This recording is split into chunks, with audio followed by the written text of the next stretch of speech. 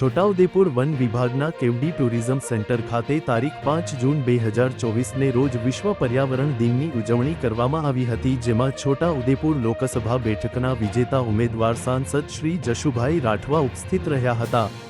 આ પ્રસંગે જિલ્લા પંચાયત કારોબારી અધ્યક્ષ શર્મિલાબેન રાઠવા, તાલુકા પંચાયત પ્રમુખ કલ્પનાબેન રાઠવા, છોટાઉદેપુર આરએફઓ નિરંજન રાઠવા, રંગપુર આરએફઓ વીડી રાઠવા, એસઆઈ રાઠવા વિસ્તરણ છોટાઉદેપુર, વન મંડળીઓના પ્રમુખશ્રીઓ, મંત્રીશ્રીઓ, સભ્યો અને આજુબાજુના ગ્રામજનો ઉપસ્થિત રહ્યા હતા। જિલ્લા પંચાયત કારોબારી અધ્યક્ષ શર્મિલાબેન રાઠવા તેમજ નવા વિજેતા સાંસદ શ્રી જશુભાઈ રાઠવાએ વૃક્ષો વાવવા અંગે પ્રજાને અપીલ કરી હતી અને વૃક્ષોનું જતન અને સંસ્કૃતિ જાળવવા જણાવ્યું હતું। સંપાદન નટવરભાઈ નટુભાઈ પરમાર, છોટાઉદેપુર।